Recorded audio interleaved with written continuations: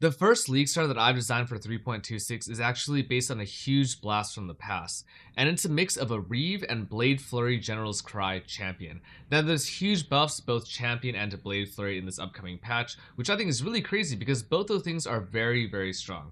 In the past, we have seen General's Cry Blade Flurry characters, especially built for bossing, though a lot of those characters were notoriously extremely ZHP and not really well built. This thing is very well balanced, featuring 50k both evasion and armor, about 8 to 9 million DPS in burst windows, pretty solid, well I guess more than screen wide clear because of some Reeve interactions that you can play around with, and incredible speed because of the new champion ascendancy nodes. The build also features 3 hyper efficient but very low budget uniques. The first is High On's Fury, and this is a really cheap sword. You can pretty much div card deterministically farm this thing. It spawns in like Dark Forest, a divination card for it, and it's really easy to get and very powerful. It's got really high base elemental damage. It also scales well with frenzy charges, which isn't a bad thing. The second and very obvious unique for a build like this is Perseverance. Now this belt isn't the most common thing because it does have a fairly high drop level, but it's fairly common as far as unique belts go, and with 50k evasion armor, it is just absolutely insane for giving you a ton of extra attack damage. The third unique is actually Perkle's Toe, and this is really interesting because it gives your allies damage lucky. You know, it allows that to damage whatever the range is from min to max to roll twice. This isn't actually for you, it's for your mercenary or companion or whatever, I guess you're like Pokemon pet person that you get to have in the upcoming league.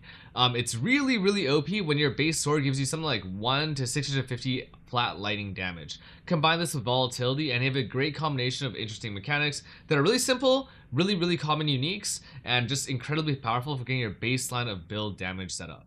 I do want to go over the POB in depth to some degree, but there are a few caveats to this. Firstly, it is not a super simplified build when it comes to bossing. I do believe that, you should be pressing your buttons and having pretty significant burst windows, especially when you're trying to pump early game damage. So there is that. Secondly, I don't have a lot of transitions planned out. I'm heading to a wedding for the next like 4 or 5 days, and I probably won't even be sober for a lot of it. But I want to get this build idea out because I think it will propel a lot of the early kind of theory crafting that people will be doing. A lot of the concepts of this are really strong. That said, this build eventually transitions into a Dream Feather or Replica Dream Feather armor stacking champion, which I think will be incredibly powerful this patch because of the super fortified node at the end of the champion ascendancy. But that's for much later. I actually don't think you need to do some crazy transitioning stuff, but I have spec'd out a few kind of mid-range uniques that are really strong for this character. Lastly, as far as leveling goes, it's an entirely separate thing, but I basically would level this as Explosive Concoction until roughly around the time of Cruel Lab. I've already uploaded a 5-hour 2-stone run for Econk, so I mean, that skill is still unnerfed so far. I mean, cross your fingers. I don't know what Grinding Gear wants to do in the upcoming days, but Econk is very strong, probably the fastest and smoothest League Start you can go for. You can actually transition into Reeve Blade Flurry anytime you want. I do have Twitch footage of that if you want to go kind of scour the archives. But yeah, that's the plan. First things first though, I want to talk about what I believe Blade Flurry's damage actually is for General's Cry. So it's got a base damage of 125 at level 20 in the upcoming patch, and then it says you gain 25% more damage with each stage. So from my understanding, you start channeling, and the first stage you hit once, so it's actually 125 times 1.25. And then, and so on and so on. So the more damage per stage is additive with itself, but it is, I believe, multiplicative with the gem quality, which says 20% more damage while at maximum stage. So I believe that more multiplier is separate from the other more multipliers. So I believe that the release is going to be a 2250. I also it might also give you the extra like 1.2 on the 6th stage itself. Basically, from my understanding though, and this could be incredibly wrong, but not that wrong because I playtested it and the numbers feel just absolutely absurd. Blade Flurry, those clones, as long as you have enough attack speed and your CDR isn't too high, deal 3600 roughly damage effectiveness per clone per attack. Now there's obviously penalties built into General's Cry, but that's really insane. When I was planning for Tech Slam, it was somewhere around the 2000 mark or maybe even the 1500 mark. So this is really actually quite crazy. Also, these early game unique weapons are insane as well. White Wind is a great thing that you can use with Blade Flurry. I'm using High-Ons on this character. I was POBing with Replica the Vault earlier. Elemental Damage Claws are really great as well. Wasp Nest tends to be very strong. So a ton of really great options for early game budget uniques. I like that a lot, especially when it comes to SC trade. It's hard for people to make their builds. So we have this crazy template. Let's talk about the next thing. Which is why I'm using Reeve at all. So, I mean, I'm subscribed to this guy, 38. Who I think does some cool stuff, but I like this video in particular. He talks about using a very high quality stacking Reeve setup in an offhand, you know, using enhance or whatever. And this isn't standard, but whatever, to get a ton of extra max Reeve stages. So Reeve with quality gets extra stages, and each stage is 50% more increased AoE. And as you can see in this kind of video, it is just absurd. This guy is able to clear like literally screens away. Reeve also has a base effectiveness of like 600. It doesn't need things like melee splash, ancestral call, any sort of warcry slammer. So it's really, really great as far as coverage goes. And you combine that with a great single target setup, just super good. But let's get into the POB itself, and we will start over here with the main core setup I have planned out for day 1. I don't really have later game plans. I'll probably try to release that, you know, as I get there, probably on day 2 or 3. But let's talk about each core unique first before I do anything else. So firstly, Hans Fury. This is pretty straightforward. You can farm this, I think, with Wolf's Shadow. I want to say that's what the divination card is. But it's just a really strong, unique weapon, you know? It's got great elemental damage. The attack speed's kind of low, which means you won't be able to push super high Warcry CDR, but because of how I spec'd the tree, I don't really path into Deep Breaths anyway. I just anoint it. Second thing, Legacy of Fury. This is optional. I don't think it's actually that good. I'm using it mostly for clearing and just comfortability. Sorry, comfort. Wow, that habit has really formed really quickly for me.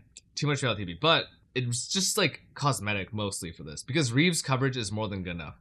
The actual pair of boots I want to be playing is Marks of the Legion, because this is super good for giving you both DB Wrath if you're able to do that with like inspiration setups. But you know, even that aside, Marks of the Legion is just really great for jacking up your aura gems, because you can play like a +5 with your ball smite. Eternal Struggle is the next unique. It's not like mandatory, but there aren't really great amulets for this, because this particular build already runs a lot of increased damage. So, you know, increased elemental damage with the tax mod on your amulet isn't special. Dot multi isn't special either. Plus skills is okay, but hard to get. This thing will drop, you know, from people just farming through, as they're doing the progression through Eater Exarch. And it's just really good. And pretty much it just gives you 15% call. So it's like Baby Slayer, ton of attributes, global defenses. I forgot who recommended this, but cool. Hungry Lou. Kind of two ways to do this. The first way is you play the Corrupting Fever, Life Tap, Second Wind setup in a weapon swap. And that opens enough gem flexibility that you could play, like, I guess a 4 link and a pseudo 5 link, because you can, you know, use helmet with like an Essence of Horror, or just like benchcraft like +1 AoE onto a helmet. And you can play like a pseudo 4.5 link. But if you don't want a weapon swap, which I don't really feel like doing if I'm playing softcore trade, there's consideration for Hungry Loop. And this is, I mean, fairly cheap after the first day. It's not common, but it's really not in demand. The last one's Perseverance. This is sort of the bread and butter of Champion.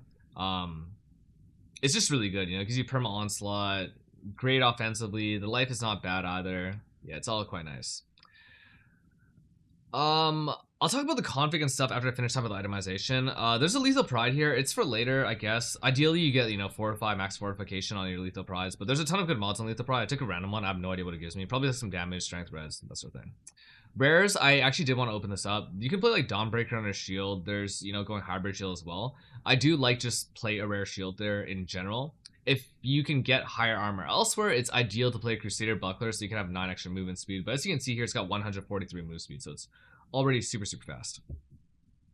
Helmet wise, armor, gloves, it's just really important that you get good defensive prefix rolls. It's not hard to make gear like this. I've only afforded 1 single suppression roll on gear, and then 1 implicit, which is really easy to hit to get over the suppression cap. Super easy. Also, there's other suppression nodes you can be taking. Mage Vein pathing is right there, Entrenched Wheels over here, so there's some flexibility there. Pretty straightforward stuff, not super complicated. One thing to note, tinctures are really strong. There's not like other sources of great early game damage, especially with how the Inversion Mastery is getting nerfed next patch. Like, I have it spec'd out not as a real one, but this 25% is going down to 15 next patch. So because of that, things like penetration, reduced elemental resistances will be more valuable elsewhere. Now let's talk about the config. Why not?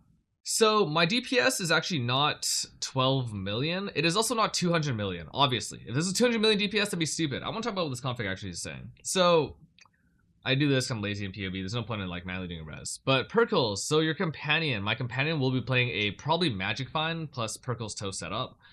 If it can't survive, then I'll drop Magic Find for like tank items. But basically, Perkles Toe is super good on your, I say companion, but on your mercenary. It gives you damage lucky, and damage lucky is super good for this particular build because Hyons has a massive roll range of 1 to 600. Okay, that's the first thing. That second thing, I basically just divided that last number, that 3,600, by the original base of this, which is like, 150 something. And I end up with 23% more Blade Flurry damage. And then I'm calculating the per clone, and then there's a gem buff itself.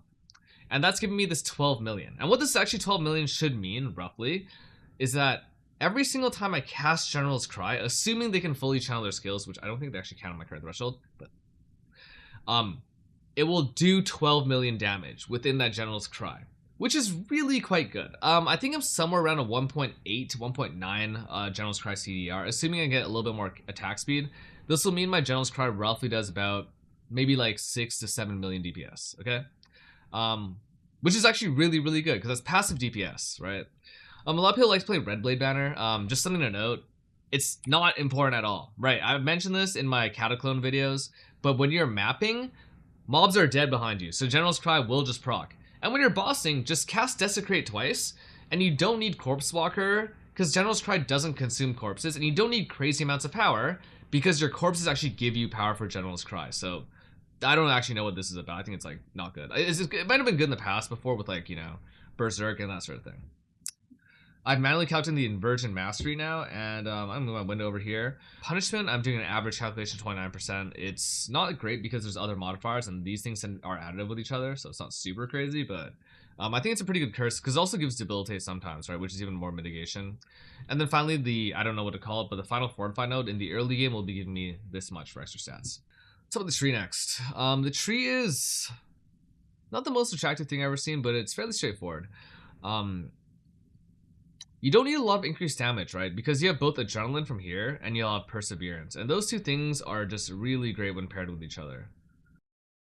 Yeah, Inspirational is pretty good, because it does scale your Grace and Turn really well. But the most important thing is First Strike Last Fall is really good. Second node, you're going to be taking the new Fortify node. This one kind of like screws up your fort calcs. You have to write it manually. I just don't like taking it. I don't know why.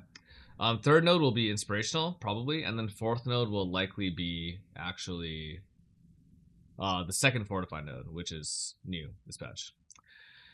So as I said, you don't need a lot of increased damage, but I do like to have like a lot of more multipliers. So things like Frenzy Charges are more multipliers to your damage. Things like this are really great defensively for your build. It's got 20k max fizz hit, and this is with Molten Shell down.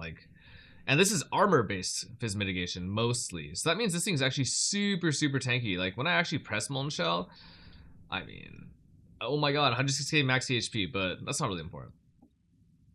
I eventually path over here. This is probably the later part of the tree I would get. I might consider grabbing this Rage on hit early. Depends on like, if you have it elsewhere or something like that. But this stuff can come fairly late because again, this syncs up with Uber Lab, so it's kind of less important. And you should have enough accuracy for the most part early game. Also, when you're playing without Perseverance, you can just take this and then take the Frenzy Generation off this wheel over here. I do like this part of the tree. I'll show you guys early on. The initial tree I'll be playing with is slightly different. It's going to be focused like this. Later, especially as you get the Anoint for deep breaths, I think switching over to this kind of thing is good. So Leech will be interesting this patch. You have less instant Leech, and Reeve doesn't hit particularly often. It's much slower than like Molten Strike or like Lightning Strike where you have a gajillion projectiles coming out. That said, I still think the instant leech is fairly good to take. I do like this wheel more than this wheel because I'd rather path up here. I do find that there's not that much increased life on the tree. 171 is a little bit sparse in my opinion, especially after looking at Alcazar's POB. So I think the pathing into Blood Drinker is really great, especially for on-kill recovery while you're mapping. Otherwise, it should be fairly straightforward to follow. Just this side first and then this side afterwards. If you need resistances, you have access to Cloth and Chain. You have access to Weathered Hunter. Make sure that your accuracy is always balanced for precise techniques, right? Finally, in terms of skills, I actually might invert this. So right now I have the Hungry Loop set up with Reeve and then General's Cry in my 6th link. On an actual league start, assuming you're not doing too much boss content, I would probably actually play a 6th link Reeve with a 4th link General's Cry. Thing is, you're going to be attacking anyways, non-stop. Reeve has great AoE, it's fantastic, so even when you're bossing, it's fairly safe as far as, quote-unquote melee skills go. And then General's Cry 4-link, I mean, your single target, I felt like this was pretty much overkill the whole time I was playing the game. Just testing it. The damage to fitness is just so insanely high. Grace to turn Blood and Sand. This is the core aura setup. Blood and Sand is really great because it's a more multiplier when you're mapping, and then, you swap to Blood and Sand while bossing.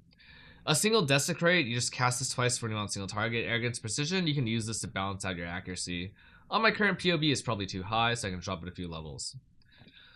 Corrupting Fever, Life Tap, Second Wind, Frostblink. So this doesn't actually, work with these things, but it doesn't work with Life Tap. Corrupting Fever is how you drop below 50% HP to proc Adrenaline. You just want to make sure that the cost of this thing is a little bit more than half your HP. So like in my current case, I'd want to have it, costing about 2300 HP. Otherwise, it's not super attribute intensive or anything. There's a Vol Smite setup. Vol Smite's super good. This is part of your kind of burst. And I'll talk about that real quickly after we finish up this gem section. But Vol Smite's really good, linked with more duration. Molten Shell in here can be quite nice as well. I like self-casting it. You have a lot of armor, you have a lot of evasion. So while mapping, it really shouldn't be getting hit too much, other than by spells. And as far as spells go, it does take Inveterate. It does take the Prevent 3, so there's a lot of chance to survive.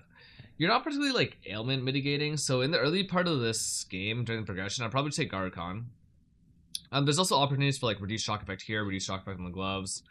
But yeah, I don't really want to play like purity about elements or anything like that. I would just like generally play Pantheons to do early avoidance. Finally, Punishment Curse, Shield Charge, faster attacks. Could be momentum, could be like Culling Strike here, could be Life Tap. Bunch of different options. I mentioned I was talking about the single target. So for single target, once you drop the 2 desk crates, there's a few things you have to do afterwards. Firstly, you want to ensure that your adrenaline is up. That is what it is.